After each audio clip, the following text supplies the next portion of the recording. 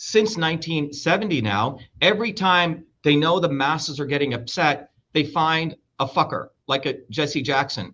And they're the wings of the establishment. So he'll say shit against one wing. And this is a dynamic. It's a systems dynamic. And they suckered them back in. What's his name? Sanders is very effectively. He talked about workers. He attacked Hillary Clinton. But what did he do on the stage of the Democratic Convention? Lesser of two evils, and he's hugging Hillary. But this occurs with such a recurrent process. It is an innovation the elites have created. And so if you look at Trump was, if you're a conservative and you say, oh my God, Trump is suffering so much. Well, bullshit. Trump was brought in to fuck up the white working class. They had used Obama as a not so obvious establishment. Obama, 57% of Trumpers voted for Obama. Fascinating statistic. And of the Obama printed $8 trillion in 2 years. And he essentially kowtowed to the big banks at the end of the day. So the white working class and the black working class were pissed off. So then they bring in Trump. And what was Trump's job? Lock her up, right? His people got locked up. Hillary never got locked up, right? I'm against big pharma, drain the swamp. He brought in the swamp. And then for 4 years, they kept the American white working class in abeyance. Oh, he's going to do something tomorrow. Trump's a seventh dimensional chess player. See, he's got to keep Fauci there. So for 4 years, they executed everything they wanted. You need to look at these individuals. And this is why fucking Kennedy had the audacity to tell Megyn Kelly in an interview and he starts squirming in his seat, right? Because she starts saying, Herschel Walker said he's a conservative, but then he had multiple abortions. And, your uncle, basically killed a woman, right? And, and he goes, well, the personal integrity and public integrity are different. He's fucking telling you to your face, I may fucking murder my wife. I may fucking spit on cops, but believe what I say. People should go look at my integrity end to end. And we're at a point where people should look at, do this person's words match their deeds? And that's where we're at, Viva. So it's a very important time in history.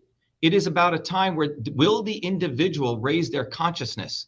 Are they going to say, oh, a Kennedy, oh, a Trump? Oh, are they going to look at the words and the deeds matching? So let's begin with Trump. Let's start with Trump, okay? Do the analysis. His background, where did he come from? How did he make his money? Did he earn what he has? And I would say absolutely not. And let's look at when he decided to run.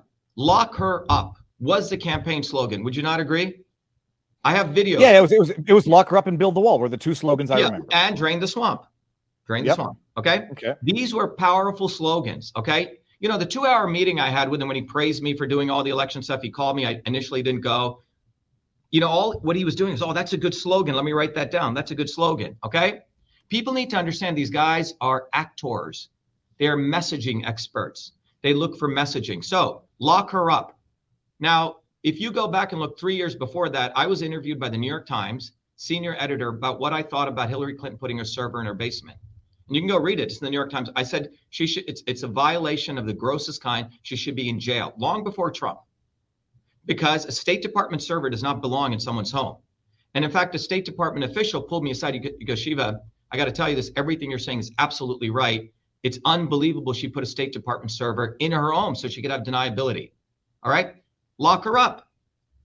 If you go look at the videos, I'm going to get special prosecutor.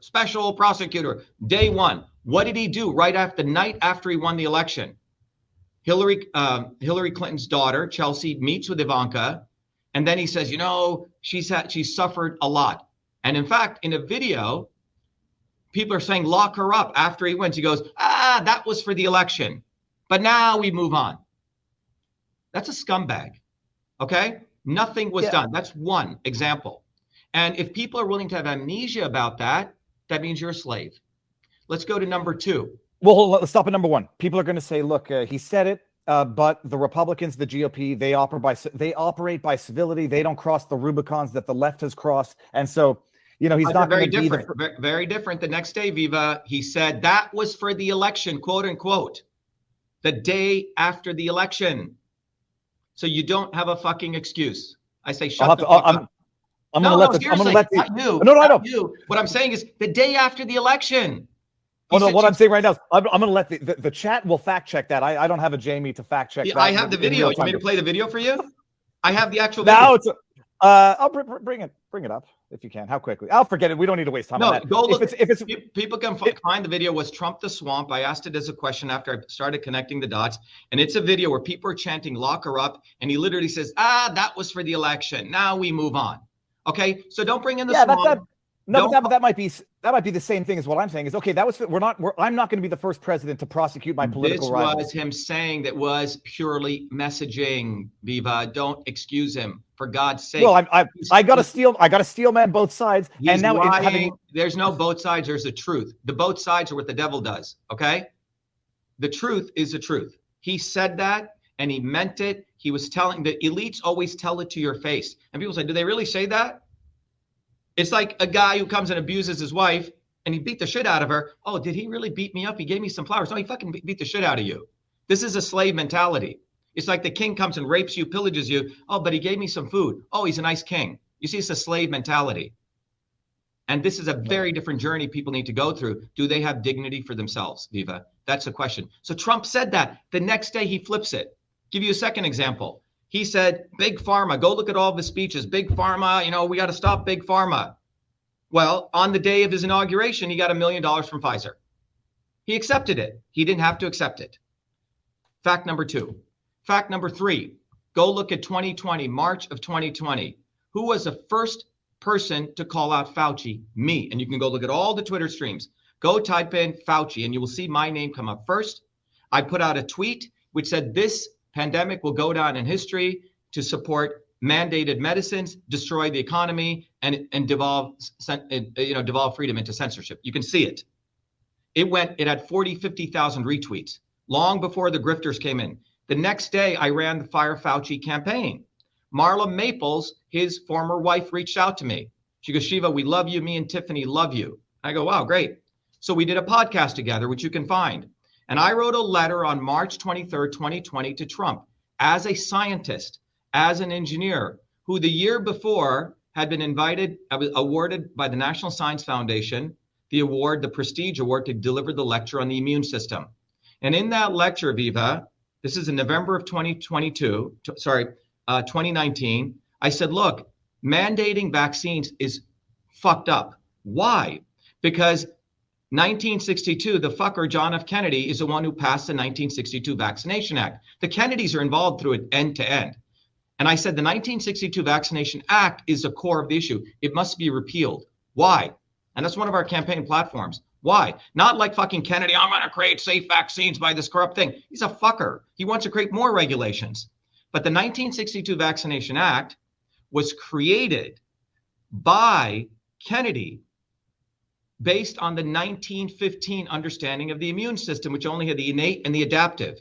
And therefore, you're going to subvert the innate, put a jab in and create antibodies. Well, by 1962, 98% of measles was gone, and they created the measles vaccine in 1963. And that 1962 Vaccination Act created all of the corruption, Viva, in the United States. You probably had something similar in Canada, okay? And then people were getting injured because one-size-fits-all medicine doesn't work. And my position was, it's not vaccines or anti-vax, it's about boosting natural immunity. So by 1986, there were many lawsuits. The other murderous Kennedy, Ted Kennedy, who murdered a woman here, got away with it and gets books written about him that he's the lion of the Senate. Because the Kennedys... Some people might not know. Ted Kennedy's the one who ran over a woman with his car while he was not ran over. Worse than that, he was drunken fucker who ran off a bridge.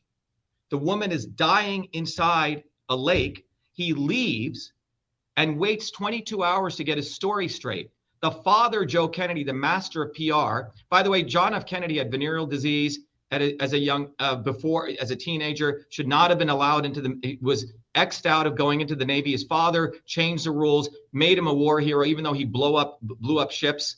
The Kennedys have a history of being assholes. Then when that incident occurred right here in Chappaquiddick, Massachusetts, and the movie actually captures this, the father said, you fucking idiot, brings in 20 PR people, and they redo the story.